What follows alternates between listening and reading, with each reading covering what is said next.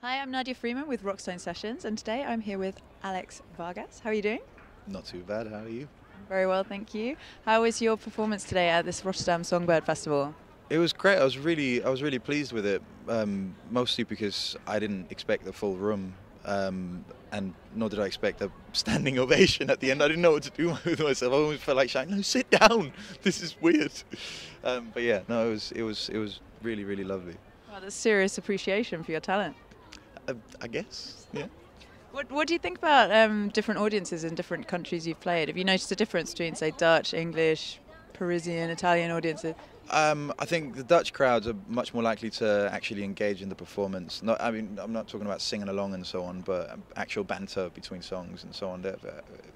English crowds can be, they can be a bit more reserved. And I mean, I do it too when I watch someone play. Not because I'm enjoying it less, but I don't know. It's just less action from my part as the audience, but they're very responsive here, which is really really nice. Gives you a bit of feedback when you're performing. Yeah, exactly. Now, you were previously with a band called Vagabond. What motivated you to go solo?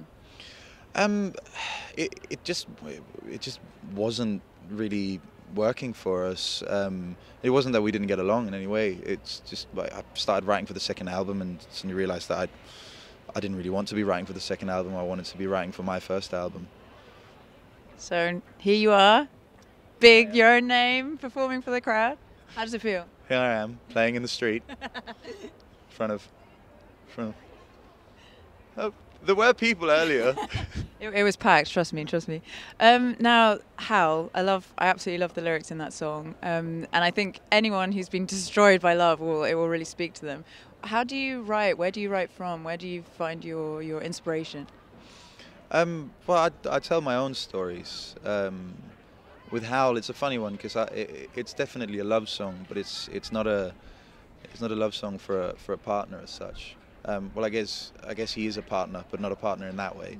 It's for a very close friend of mine who I still work very closely with, who's kind of played a big brother since I was 16. So it was actually him that I had this song that I couldn't finish. I had all the melodies, I had sort of bits of the lyrics here and there, and I played him what I had, and he basically sat me down and said, "You're going to be here tomorrow at 12. There's going to be a camera filming you. Have the lyrics done." So I wrote them on the tube on the way to his house the next day. Ended up writing them for him actually. Nothing like a bit of pressure to get things done.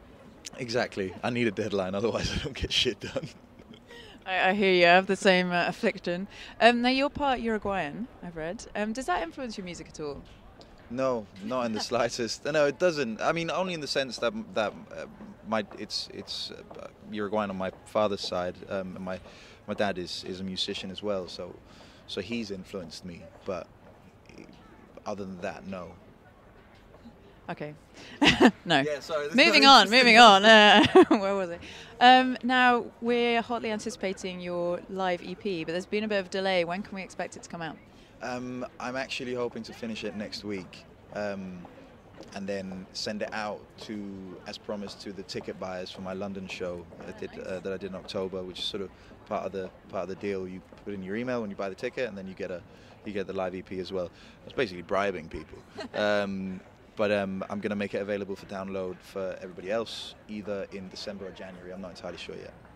And in the meantime, I was at my local Flying Tiger store, and look what I found! Look what you went for. So afterwards, I'm going to get you to write something very nice to me on the front. In the meantime, please tell us, what can we expect from you next? Well, I'm working on another EP, and then I want to tour this one alongside it. I believe in a quick, well, not turnaround, but sort of quick progress, I suppose. It's the next EP is not gonna sound like Howl.